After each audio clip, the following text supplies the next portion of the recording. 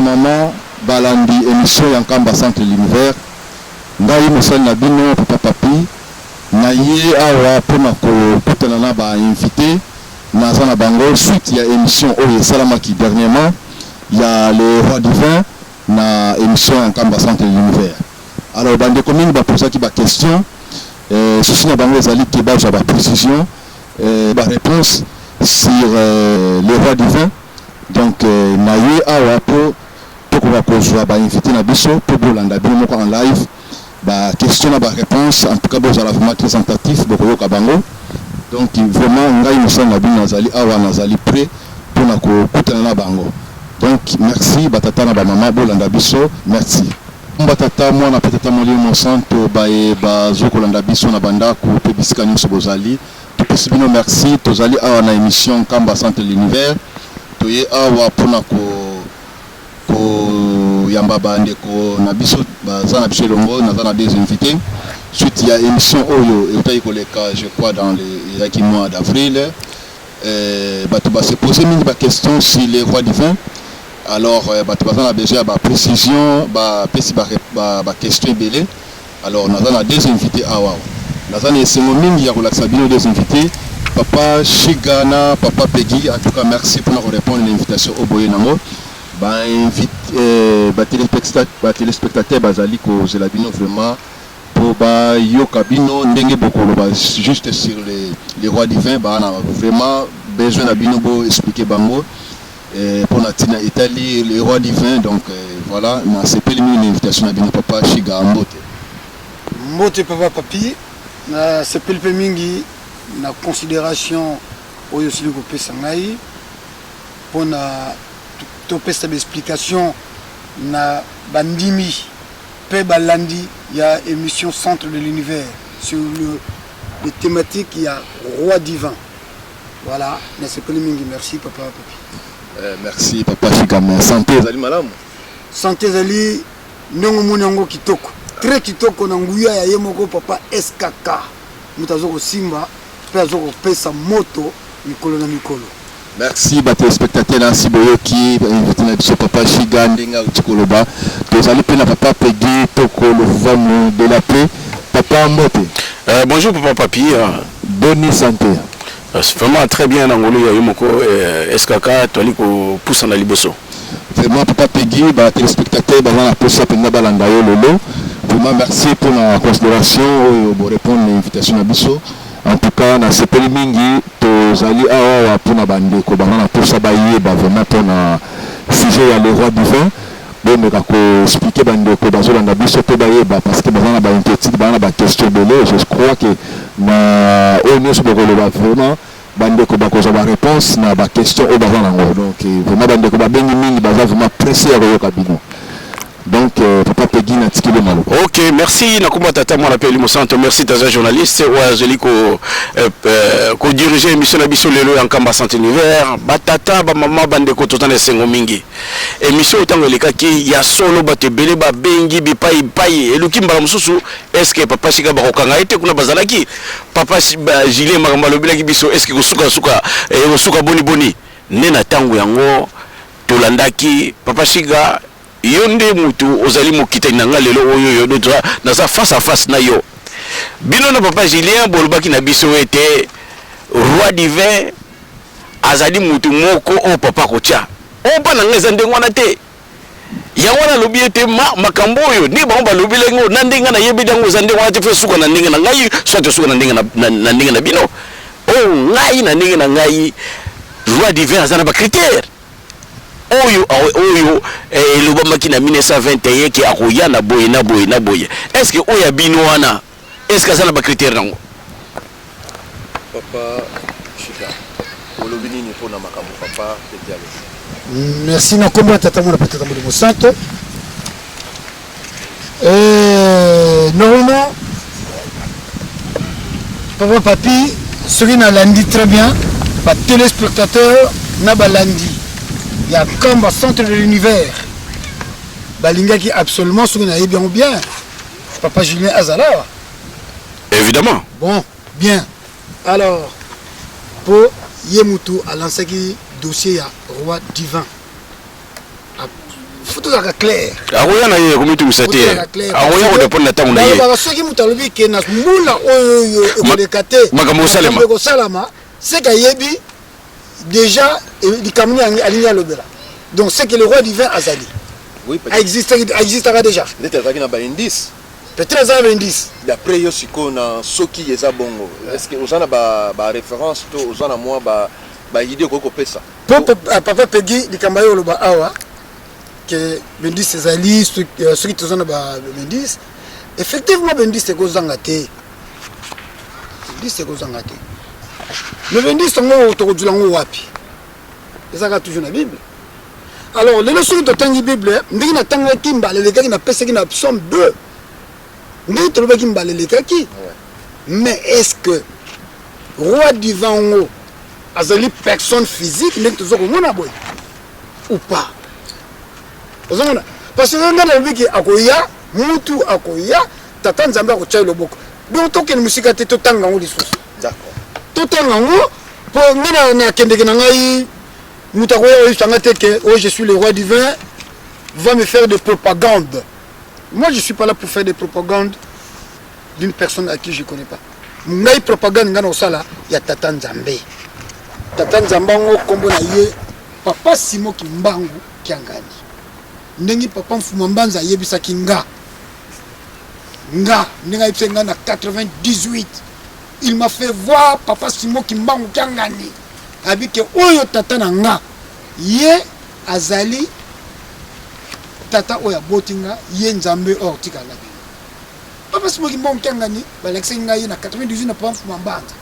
Alors donc nalanda makambo oyo balobeli ngai tata abotanga alobaki que banzambe bazana nkamba na keko mona bango papa mfuma mbanza ye moko tokutani ayebisi ngai pona lobali kambo ya roi divin ayebisi ngai que mono mfumu Yesu Vous fambanda yemo comme kola liboso na 98 azoyi ngai ngai kolo Yesu batu na yote pa yuti pe pa yozoko kende omoni mais aiki ko lekisa ngai par après tata na ye oyo tika na lingomba alors tata na ye pe kaka ye roi divin ye roi divin te ah d'accord ye zali nzambe donc ye muto ko pona roi divin donc roi divin zali muto oyo ko botama Moutoko botama akoya tata nzamba ko pesa yenguya le pouvoir pour la politique spirituelle et socio-économique.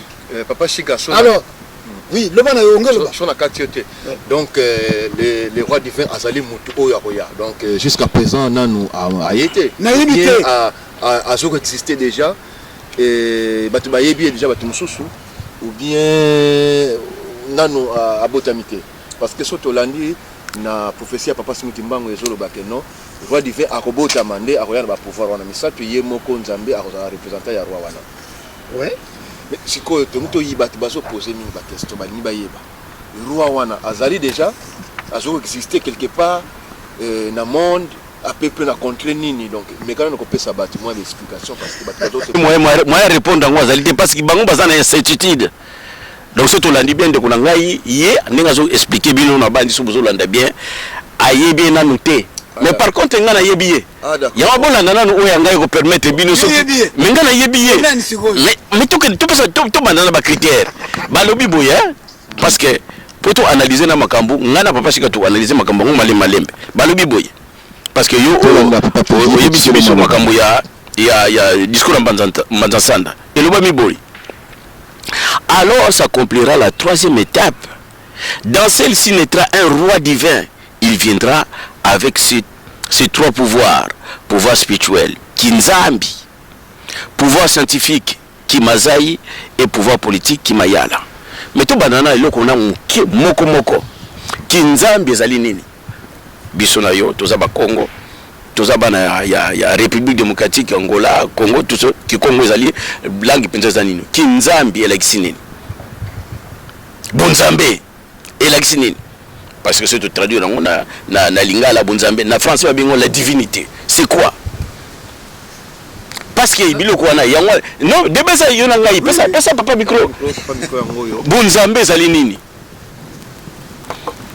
Donc le verre oyana Bunzambe. Oyana Bunzambe. Alors, nani tazaka na Bunzambe. Mais Bunzambe ezali déjà ce qu'on appelle la divinité. La divinité, c'est toujours le spirituel. Au monde, pour tout ça, la émission nous avons déjà du spirituel. Le Saint-Esprit. Le fait déjà il est Dieu. Donc on est habité par le Saint-Esprit. Donc on est habité par le Saint-Esprit. C'est ça le spirituel. C'est ça le spirituel. Oui, c'est ça le spirituel. Ce que vous bien. Nous précisons bien la divinité et la spiritualité. Ce que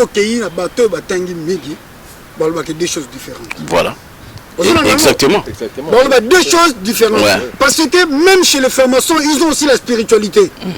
Vous comprenez? Mais ils n'ont pas la divinité. Ouais. Vous comprenez? Ouais. Donc, la spiritualité. Non. À l'obi Kinzambi. On a trouvé la divinité. Je vais plutôt ça la débattre. Mais oui. Bien qu'ils peuvent pas gilet athées, mais c'est bien. Et ça la bison. Alors, Kinzambi Oyo Azoloba, Papa Pegabi, c'est ça la divinité. Mais une divinité qui est purement spirituelle. Et spirituelle, ils allaient pur. Surtout bien, spirituellement, ils allaient pur. Donc, ils ont 100 tâches. Vous comprenez, spirituel. Oh, spirituel, il y a bateau, il y a Rosie Christian, franc-maçonnerie, Batouana. On peut avoir spirituel, mais eux, ils allaient noircis. Donc, eux, ils allaient ils ont la divinité. Et donc, ils ont la sainteté. Donc, ouane zali. Alors, qui m'a dit, ouane yalobi, donc, ce qui est, et que ça n'a pas mutu oyo ye akopesa nguya kimaza yuana parce que ye moko déjà azali la divinité et de divinité oyo ndende to benga papa simo kimba kangani la divinité donc azali mutoyo avandi donc azana nguya abotama nango azalaka nango ye moko asali nguya ngo ozakombrana ye moko asali nguya ngo donc akokiso ko ya nango te puisque azalaka nango. C'est lui la divinité. Donc maintenant, il va donner cette divinité à un enfant qui naîtra pour atteindre ça, Papa Simo Kimbangu, avec toute sainteté. Donc, les alliés du Kamou Awa, Yamolimo Oyo, parce que nous sommes le Banaboye, nous sommes le Banabunzoto. Donc, nous avons la charnelle. Oyo, toujours le Blanango. Mais le spirituel, pour au monde en Oboye, faut au latango na katanzoto et yena katanzoto au vandi au taliboye ah bozomona likamna zomona kuna o tete zomona temenga na moni o moni nini tala jelu kuna bazuki donc au commune niveau mususu yangona papa le baki na biso tout luka d'abord qui bo konzi ali kolo le royaume de cieux bozomona est-ce que roi divin wana sikoyo azana royaume de cieux ngana bo kile question azana royaume de cieux ou bien azana royaume to vandi na ngoka ko na mabelo na banzi papa shiga na banzi de kunanga na banzi ozolanda makambuto zoloba bien te na promesse ya na oracle papa Simon Kimbangu ya 1921 à lobi boye dans celle-ci naîtra un roi divin donc roi divin akobotama akoyana bunzambe na ye balobite bako pesa non to pesa na ba critère na to comme les sikonate mais c'est le bac donc balobi ba critère parce que oyo soko lobagi bakopesa ye balobi akobotama na yango bakopesa yango te na reprendre dans celle-ci naîtra un roi divin il viendra balobi te ke bakopesa ye yango akoyana yango déjà donc akobotama na ba critère wana Moi, différence auto dans le bino bolobi était aroya bako oindre ye mais awa balobi était bako oindre était il est donc banda kuna uti na likolo azana biloko ngo mais oui au moins différence ko ezana mais bien sûr donc toke déjà na bokeseni bino na ngai te toke na bokeseni te to poussa les sikoyo to poussa oyo ezali discours ya Mbazasanda ya 1921 ya 1921 le 10 septembre 1921 alors papa lobi s'accomplira troisième étape. Hier, il y a la troisième étape. Mais c'est comme l'étape précédente, c'est l'étape née. Pour te comprendre, je bien. Parce que nous avons bien ayoté. Nous avons bien papa Simon Kimbangu. Il est en 1921. L'étape précédente, c'est l'étape née. Pour te comprendre, je bien. Papa Chiga Olomi, l'étape précédente. L'étape précédente. Ouais. Oui, roi divin. pour na lioté pour na zo fungola siko Bible awa na tangi siko likambo na peso réponse déjà ouais nazolanda yo tatala ngai to keningona ouais bato batindi ba comprendre rien ouais yo pesa siko ya yo ozo comprendre papa Peggy garder idée na yo garder idée na yo papa Pi soki to keningona bato ba comprendre rien parce que au moni que tu ali awa na discours ya mbazasanda ya papa Simo Kimbangu na 21 l'interprétation est comme tellement ébélée mais est comme une interprétation ambiguë donc nous avons pas cette interprétation là pas pédi yo au lobby boye que moi na wana akobotama na ba caractéristiques mais c'est tout à fait normal parce que papa Diengé dans le ban de Moko ceux qui aux allez quitter na likolo na biso awa pe aux allez vous comprendre donc ceux qui aux allez na yekuna tous allez na comportement nyon surtout ba caractéristiques nyon surtout tous allez na ngo ceux qui tous allez na nguya wana awa pe na c'est tous na nguya wana mais quelque part nguya wana ezo ko bunga biso parce que to komi batamokili oyo mabe et comme kokota mingi na katamokili oyo mais ça dans la tête que le roi divin est déjà né. Le roi divin on a déjà aza déjà mon ponami. Oyo aye déjà na makambango. Donc aza déjà na makambango ki nzambi oyo ndeko lobi ndeko tangi aza nango déjà. Aza nango mais pour siko ki nzambi on a esala. Ndenge to bana ko faut ba bien kaye. Faut ba initier. Vous comprendre? Papa Simo Kimbangu kiangani. Ye wana kaka Papa Simo Kimbangu na 51 aye le 12 octobre.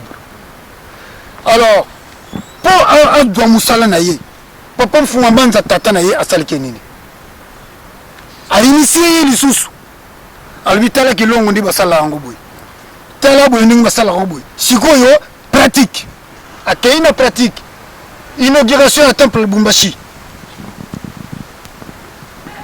inauguration à temple Lubumbashi kemo ko zomama kinzembo au moins ce qu'on va pratiquer mané ko salango exhumation mama muilu ba pratique mais yi wana kaka ayaki na likambango vous comprenez est-ce qu'il répond déjà la première partie na likamna yo pour ceux qui doivent répondre te na koti ce qu'on a kata Bible na tanga lisusu na Bible na Psaume 2 hein là papa papi voilà donc on le dit boye na Psaume 2 au nom du Père, du Fils et du Saint-Esprit thème il y a Psaume 2 Psaume chapitre 2 Ezali boye consécration et règne du divin roi.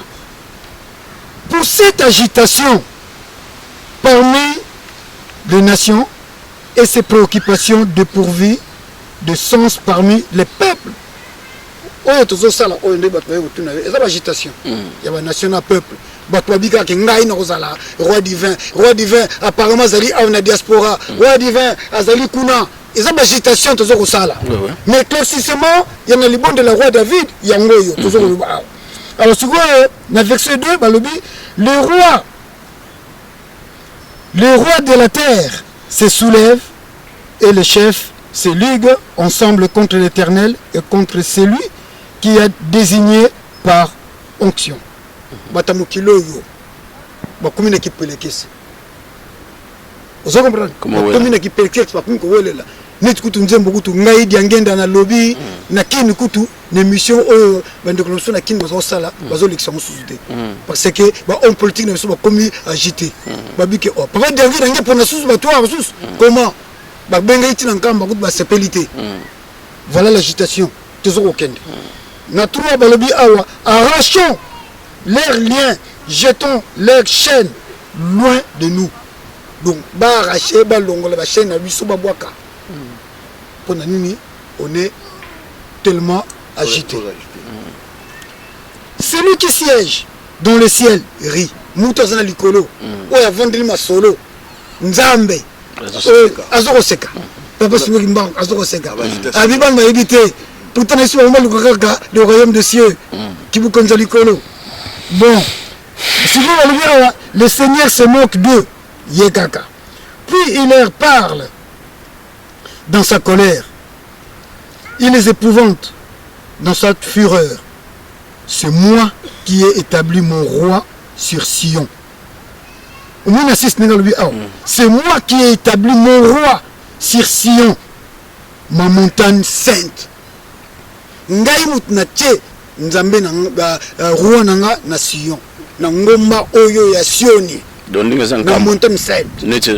Toujours sur parallélisme net nkamba. Bon, ndenge nkamba zali montagne sainte na Sion. Parce que surtout la Sion oya kala. Ça a été complètement labouré. Il existe à la société. Nous tous côté mukili sika. La nouvelle Jérusalem, où tous construire. Oh, pas tant Zambé à aucun sama comme wana. Même le papa sur ba poni le que au boto roi divin, c'est que vous avez le Congo. Ndingi qui Congo bakaka kinganga qui font tout moi kinganga c'est moi. Donc au boto mana kibokonzi, mais il faut pas personne qui bokonzi ngo. Donc vous avez mon konzi. Mais tu ne peux pas travailler tant qu'on ne t'a pas donné ce pouvoir. Vous comprenez moi? Donc, ndengwana. Qui vous conjoint babi que kinzambi moi na ona kobota na kinzambi. Donc ko zaila ndengwana. Donc moi non ça yana ye. Peut-être papa papi ou bien papa je t'aime ou bien papa Peggy de la paix. Non, papa Chico. Non, peut-être. Vous comprenez? Mais toi, il y a des choses que tu as logique. Nous tous on lobela yango. Bon ben lui a siko na 8. Demande-les-moi et je te donnerai la nation. Nana kosenga ye kamongo. Roi divin. Akosenga nyonso na nzambe. Puisque akoyana nguya wana, mwana wana. Tata nzamba kopesa ye nyonso. Une nation en héritage. Les extrémités de la terre en possession. Même la frontière. Akopesa ye en possession. De mukili nyonso tu ezalaye. Mukili nyonso ezalaye. Yango tozoko lobake. Matuka, lituka, makolomi satu wana oyo simba nzungu. Le 3 Congo, roi divin akotambu sango.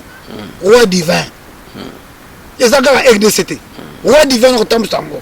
Mais na biso kiza parce que mbongote, ya zali nzambe, aza on a sommé. D'accord. Nazoko ya, puisque na eu déjà intention. Alors, et puis on a dit que tu le briseras avec sceptre de fer, tu le briseras comme la vase d'un potier. Donc, roi divin a une puissance, a une force. Oyo nyoto uta pa tata nzambe. Po tata nzambe ko pesa ye force nyoto ko senga na yango. Ozoma mwana wana. Ba ko pesa ye nguya, papa Peggy, ba ko pesa ye nguya. Donc papa Simo Kimbango Kiangani, ye azali la complice. La complicement ya prophétie oyo nyonso. Puisque ye azali alpha et oméga. Et bandeli pe suka. Yango na ya lobia aye ko longola te, aye poko bakisa te, kasi aye ko kisa. Donc aye ko kisa mission oyo. Yango wana likamo moko awa papa je t'aime tuna ki mais soki lelo mokili na sozo ko tambola te na ndenge nini, c'est que mutu est malade.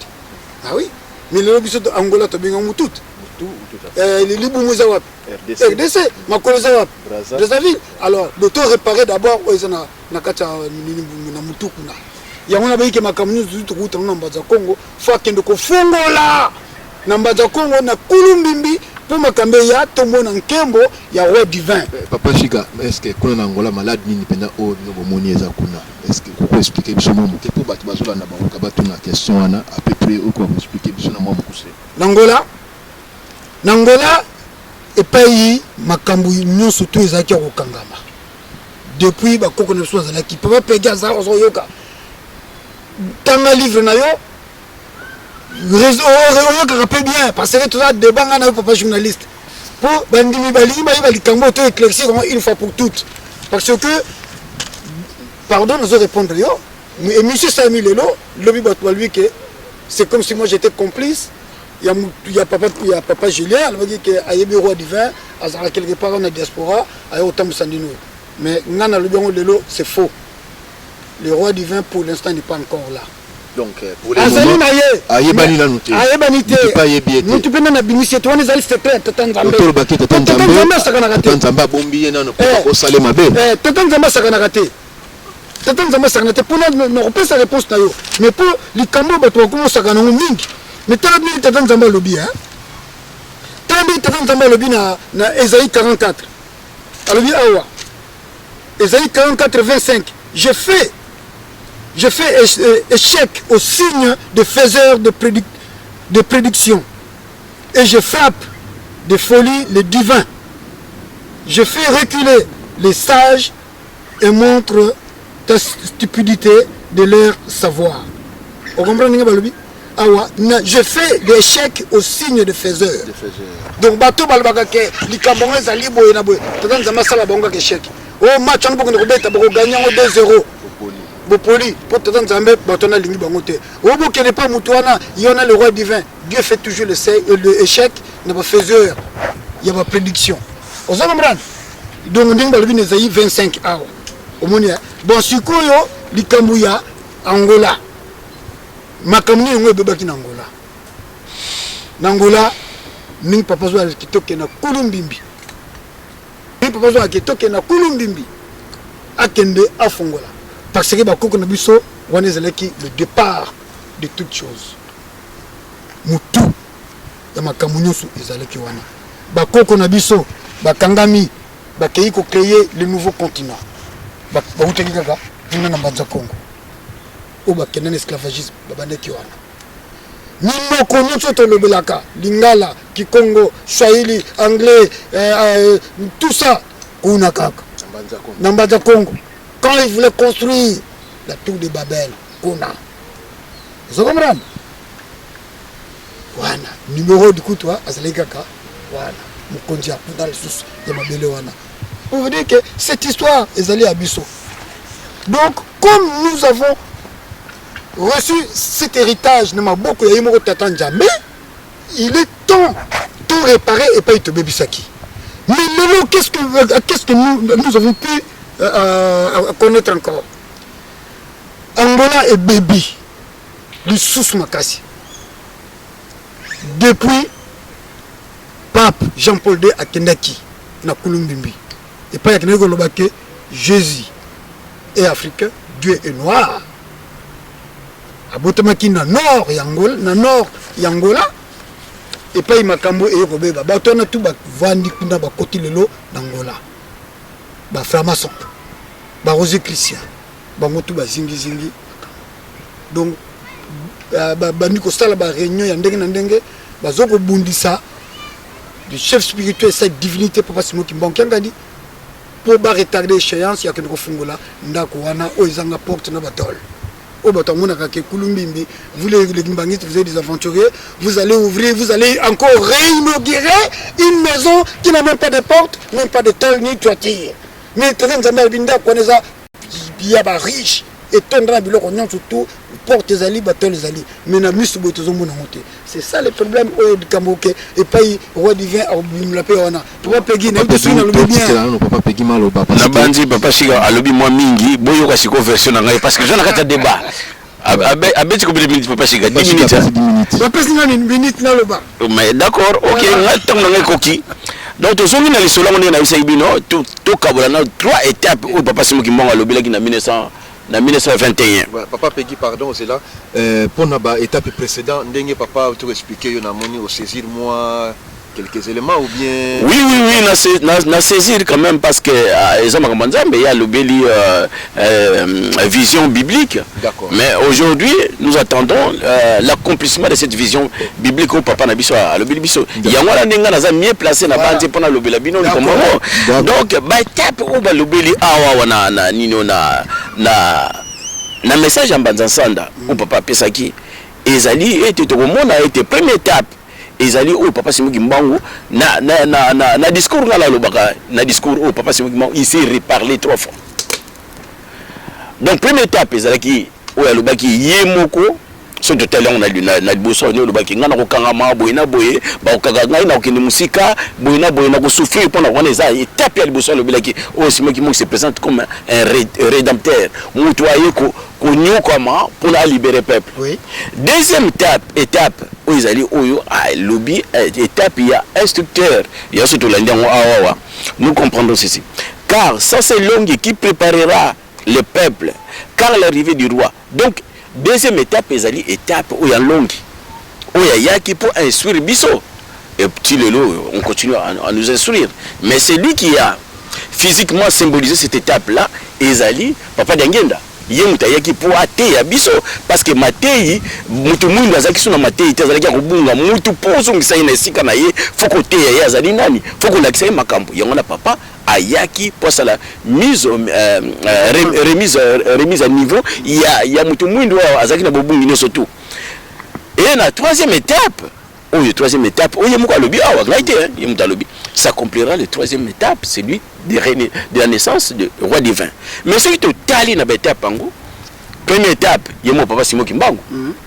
La deuxième étape, il y a Longi, il y a mon papa Simon Kimbangu. Parce que le bac en 1921, il y a 1918. Mais c'est totalement déjà analogiquement, première étape, il y a, deuxième étape, la troisième étape, c'est à Tchoussous, au Monique, analogiquement, ils ont des cicatrices. Mais là, on a même pas de raison. On a des réflexions, ou yangai. Oui. Mais c'est quoi, il y a des critères, ce qui est frappant, il y a des critères, il y a des critères, ils ont fait ça au boulot.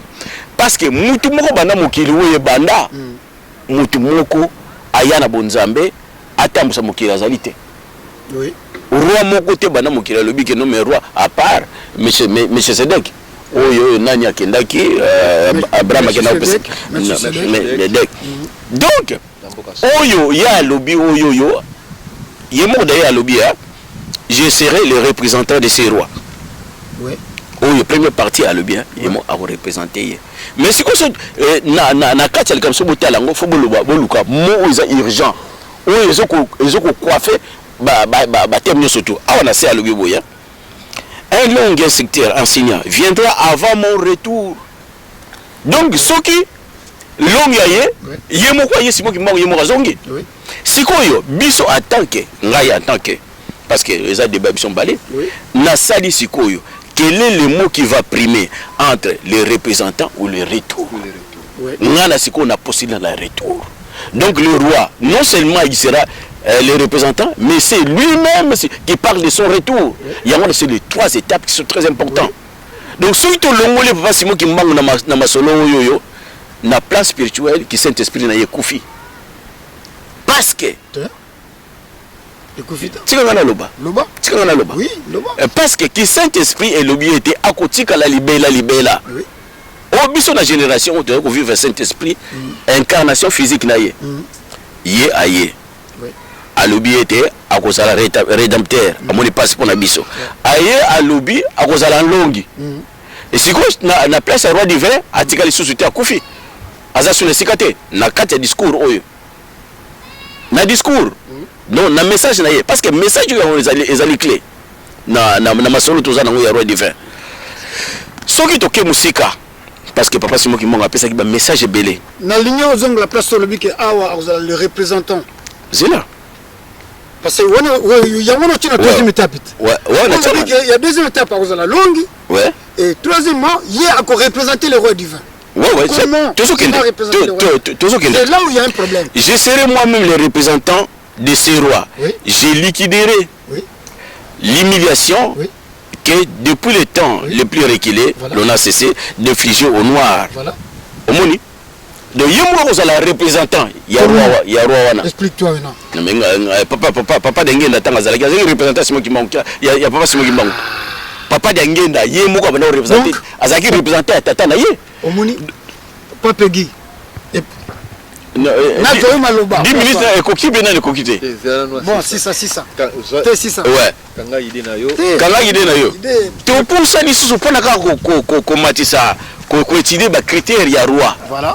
Tu es na nino na discours au papa na nino na message au papa Pesaki na toujours na livre ya papa prophétie magistrale de papa Kimbangu ou papa Adrien a commis. Il y a toujours ce extrait où ils semblent biso était profitable dans ma solo et en toujours parce que makamsu yemoko na ayete to bingsa ki so akolika na mission mais yemoko azana na tenté to kozela yem comme ça ala ki sapenza munene ya livre oyo mais néanmoins le komami toujours kolandango na page 46 et le bangi boye poto sende to ngo kota na polémique politique té les rois divins. Quand vous serez libérés, abstenez-vous du vol, car le responsable du pays à ce moment-là sera un chef de terre. et du peuple. Il sera aussi un chef de l'argent et de guerre, et aussi un chef de la mort et de graissement de dents. Ok. Graissement de dents. Muta ba caractère bazo pesa pas chef angoya. Chef de la mort. Est-ce que yoza la capacité pesa pesa mutaza kuna lubino à partir de le kufi.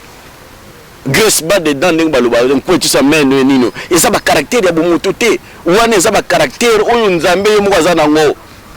Makambo wana oyo ngai selon compréhension ngai nana pesi bino na kombote selon nenga na so comprendre roi divin wana ndebino bozo nenge tozo kanisa en tout cas ba mususu na ibite soki ba sokola pena maya mungu bente neti papa moko na yoki na oyo asaki réaction à partir ya Suède ya Suède soki Irlande alubi roi divin bo c'est la ngai alubi makambo moko ya ndenge na ndenge mbala mususu na lubi yipsi na boko bunda mais papa en tout cas mes condoléances parce aux alliés parce que na kimbangi na bandi il faut penza ozwa nini parce que ozana na côté moko donc faut la mukana faut ba la musayo pour comprendre penza makambo papa simiki parce que roi divin ndenge na zo peso ba caractère landa ngo bien ba caractéristique ndenge zali donc surtout continue na makambo papa mboto kuno zali. Mais neto lobby était en tout cas mes condoléances na makimbangi c'est faut naba résister au kutana makambango. Donc ba lobby était tatango oya ko ya roi divin ba pesier azana pouvoir ou ba bengi ya bunzambe. Donc azana décision suprême ezate ke o ba ko pesa ba ko kabela yango. C'est un décideur suprême. Azana décision à lobby que non au kufi à ressusciter yo bozo tambola mabe bokoti na nkweti so meno baluba pita do lifelo do atindi bino yemu tazana pouvoir ngo oya ko yawana yawana zo bala bino ete makambo oyo papa Simoki Mbango depuis 1921 a se reparler yemoko 3 fois donc pas na ngai mutu oyo asa mutu te bako pesa ye ne papa Sika lobby ke ayaki faut ba initier parce que azala bunzambe ne papa Simoki Mbango ngani abotama yango mais na mokilo aye pour batikile bongo wana faut passer un temps na neto mona papa papa de Lungana a instruire papa le biango pour ala kisabiso ete muto ko tikala na makambo yango yeyo bien ka abotama nango za na boka na ye mais faut physiquement faut alandela makambo yango boye comme ça batikela ye yango e mona na ke ye mutatika li nango or na plan divin na monité muto akoza na ba caractère oyo su papa Simoki Mbango nganite na pesi bino na réponse te na lobby te ke ye na lobby te ke ye na lobby na ipsi bino lelo oyo na plat divin na moni mutu so za caractère oyo ba caractéristique oyo te so papa Simoki Mbango nganite maintenant na cité na pédazo que sur maloba bon papa Peggy c'est vrai tant ils ont kende on a ba téléspectateur bazo Hollanda la vie de papa Papi ceux qui pour l'instant va comme convaincu ou pas mais de toutes les façons situation au roi divin ni totangaki awa batu bazana bango agité te faut pas que nous soyons agités to comme pressé ayakaka pour mutiliza ko kufa tu n'as pas si ouais. Il y a le bibozala posé parce que il nous réserve de bonnes surprises ouais. Bah surprise à qui toque à tenir plus loin pour lui que ce qui est aussi bolingo mibe comme ça là il nous fera des responsables dignes de ce nom dans toutes les catégories.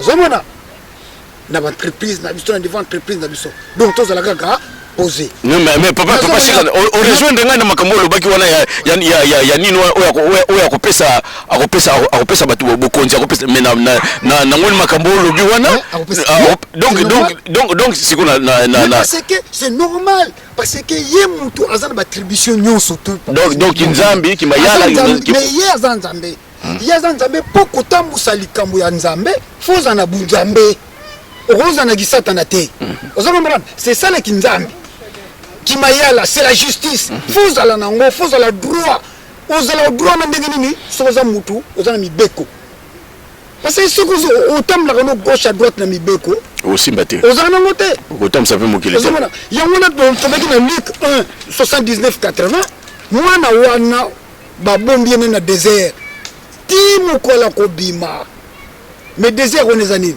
ezali te ndeto na désert à Sahara baltieye na musika ya bato batie na musika ya bato batie na milieu ya bato bazali vulnérable nambi misité mutu sotelega wabigaka papa papi kutu yo kutu na ebite ozomona papa j'étais kutu non mais batandeng wana nzambe azoko bomba azoko préparer bango pour mukolongo bima pour yet papa simo kimbanki ngadi azali nzambe et nzambe azali likolo donc azana battribution wana tout facilité zali repesa ndenga lobi na hébreu na chapitre de 2 na verset na chapitre 2 ndenga lobi que Moïse wana to mona kana azali ka serviteur mais mwana nzambe azali ki kolo Yesu biso bana na ye donc tozali ndaku ya tata nzambe donc pas tata nzambe zo vanda na kati mitema na biso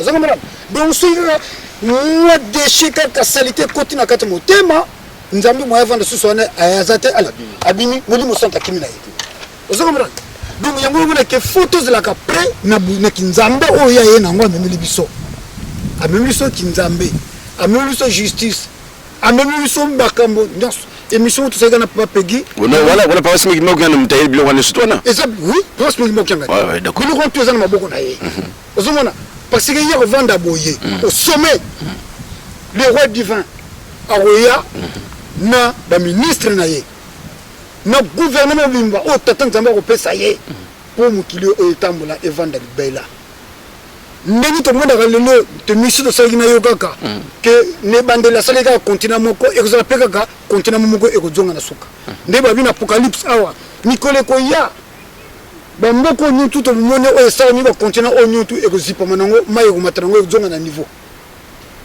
mayi ko zonga na niveau ozomona ba grelo ya 40 degrés ya 40 kg e ko ko ya po e boma nkilo o to zali a de ngona bino ba proposer agiter tant il y a moto tonga yelu sele masika papa Peggy c'est le moment que nous pouvons construire la nouvelle Jérusalem mais papa papi tout n'a pas batango hein toujours parler que le roi divin hein tous à la JTT mais dans l'ancienne Jérusalem il y avait eu aussi un roi au besoin bien le roi divin roi David.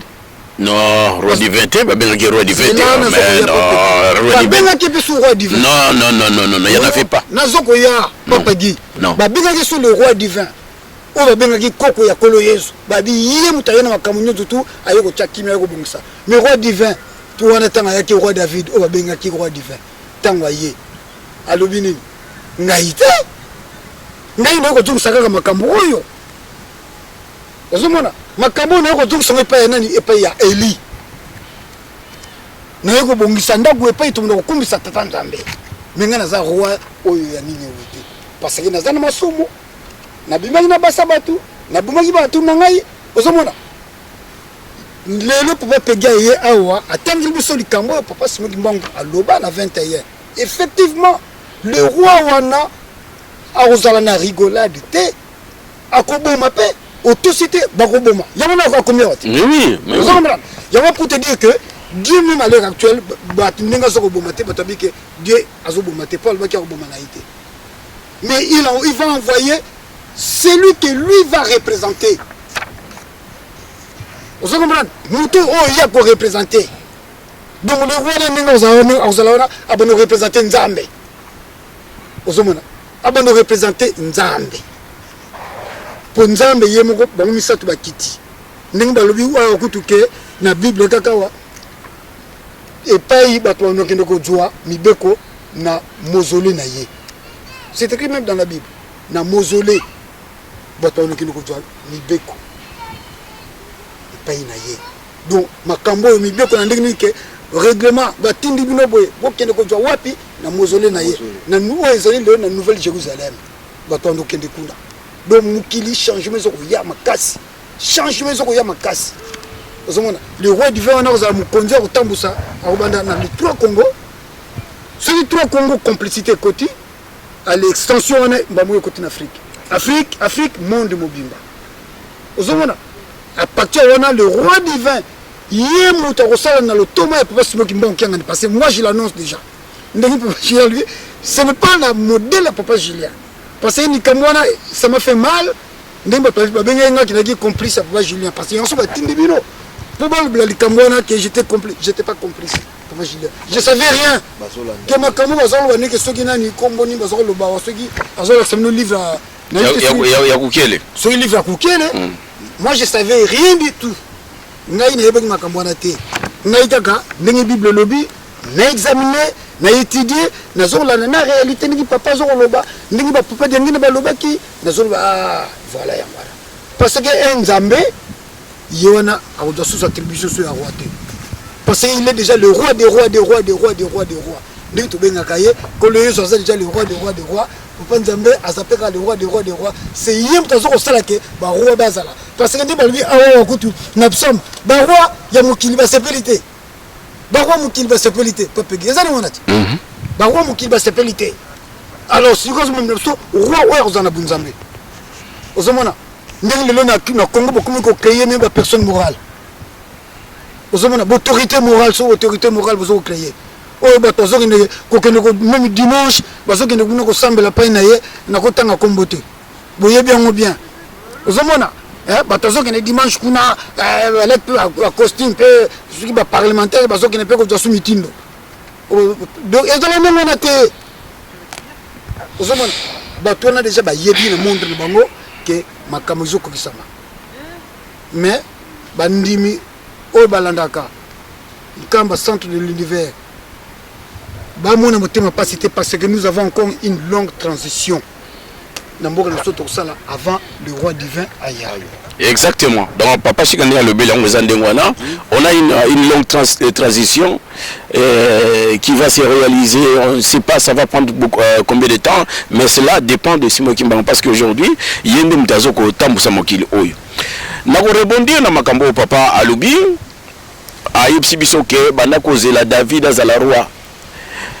David alobi ngaite mais roi yeko mona na tant ko le soyé alobi roi biso banda kozela ndaliye o babenga ki roi donc roi oyo mokili zelaka po mokili zwa kimia face à la Nzambe soit fils de Dieu ou le Saint-Esprit si on parle en termes de Trinité. Donc tout le monde a été roi bazela ki le roi des rois est venu nkolo Yesu.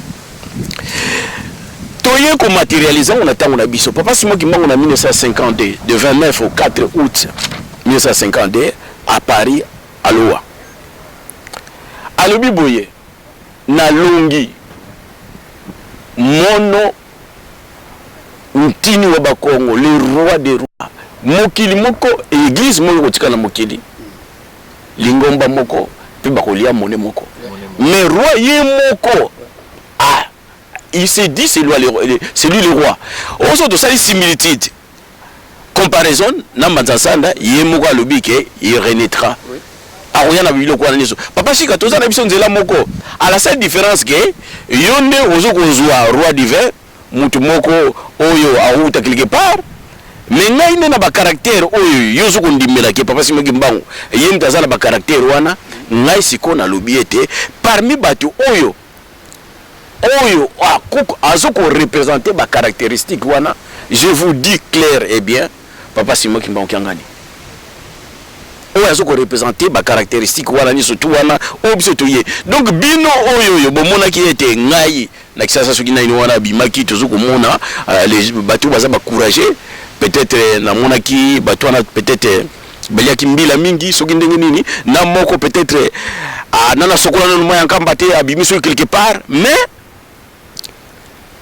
oyo ya papa Kukele o papa nani alobaki ye mokuna na yokite papa wana alobi etenga roi divin makamususu sur bomuni ngote moi bo déclarer ngo boye ezalité na landi ba vidéo de surtout oya papa wana oyo on prétend dire que papa Julien ayaki na mutu yepe alobi pe kombo na ngote peut-être ali ko bomba ye mais wana surtout na bisibino à partir ba critère oyo parce que tout le monde qui était émission où ici ça makambo et là qui s'appelle est-ce que tous un élément parlant sur ça n'a pas été bah on a surtout oyo Si vous avez l'idée de se présenter, de se prédire que vous avez un roi divin, vous bossez na yango.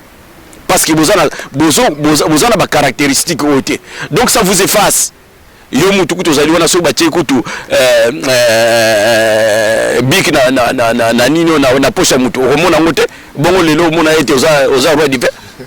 Batata na ngai yango wana batata ba mama na bandi etumisaki bino mingi mais to lansaki yango parce que tozalaki na posa ete et créer débat mais tout ça na ba élément oyo biso toli ko lakisa lelo na Nkamba Centre Univers et notamment ngai moko papa Louvo Mutoko de la paix na papa Shiga toza na biso na même longueur d'onde à la seule différence kakande différence toza na ngonde tozo papa Shiga azako yeba mutu te parce que yaza na comboté yé azolo bazo uta quelque part mais ngai naza na combo déjà on azo la sabino était azala ba critères mais surtout oyoyo et lobamaki na 1921 donc si je li comme la ngona wako baksa pour l'instant yango wana papa Shiga c'est vrai batetona maman papa Peggy nga lobi que ngala za na comboté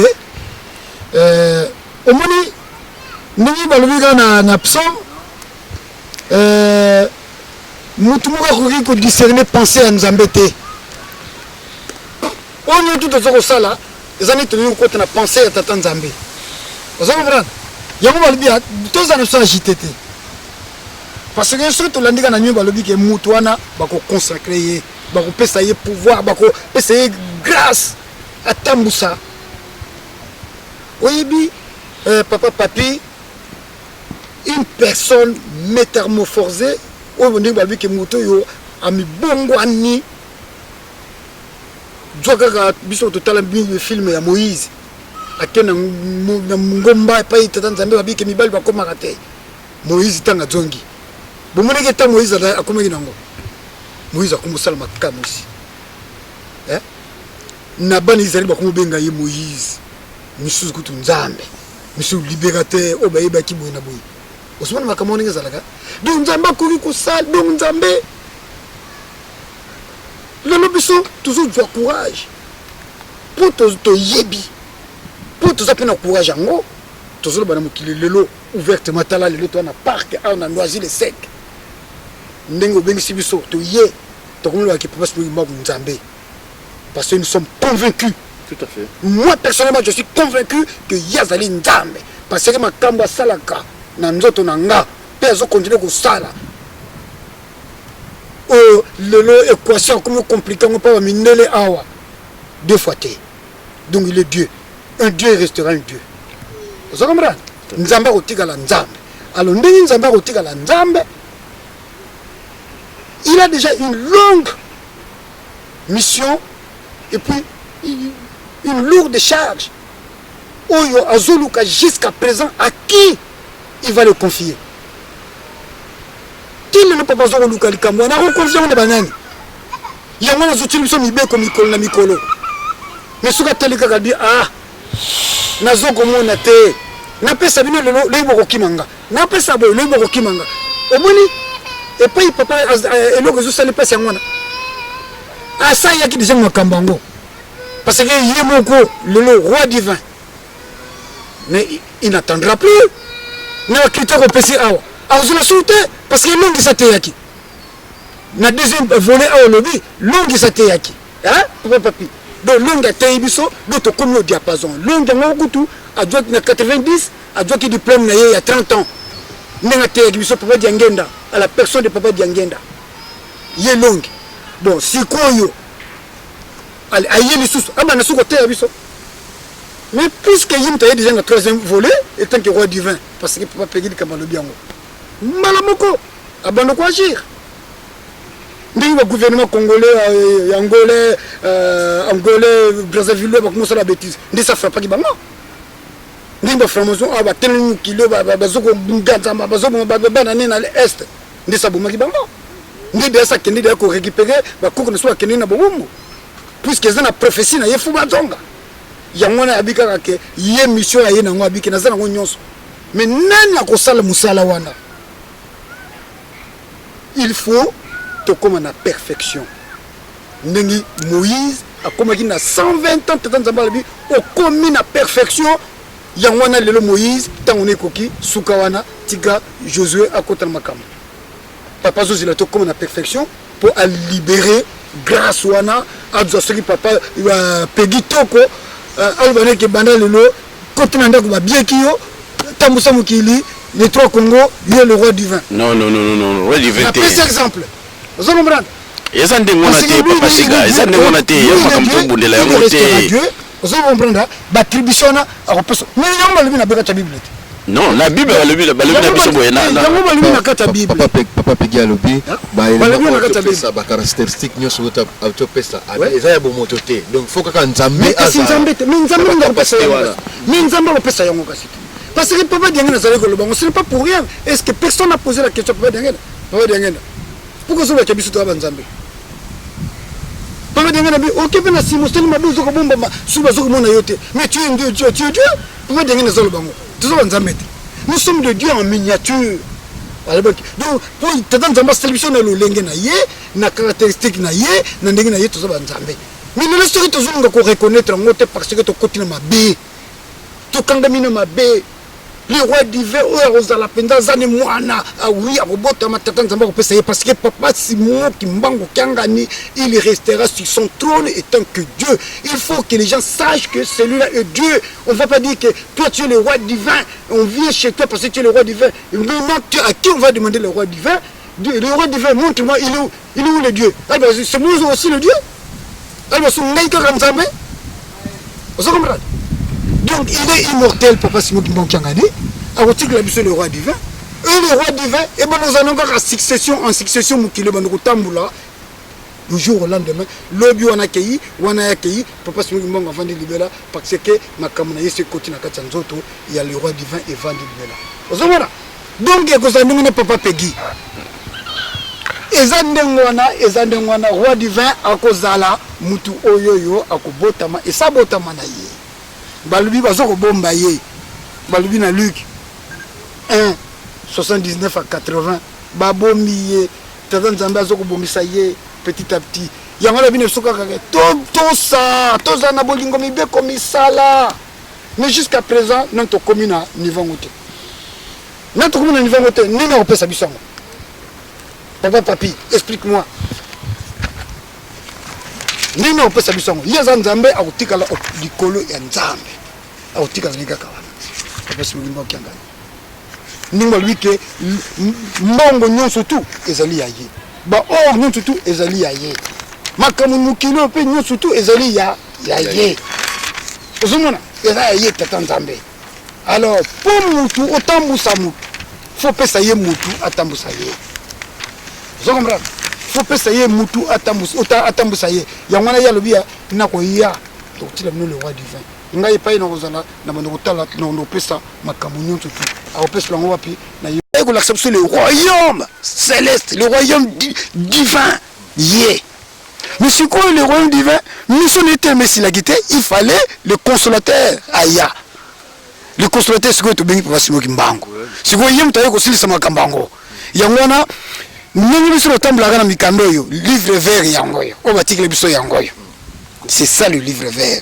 Papa Diangena a commis awa papa Peggy mtalobi yango longi ngape na confirmer longi po te biso to tunie mes papa biso awa na pota na salon Hoche na 90 devant les blancs bamindelo bazawana alobi bamindelo baye awa tong baluka ka ngai tabaluka ka tata Nzambe bamuna ka ngadi Diangenda awa na salon Hoche.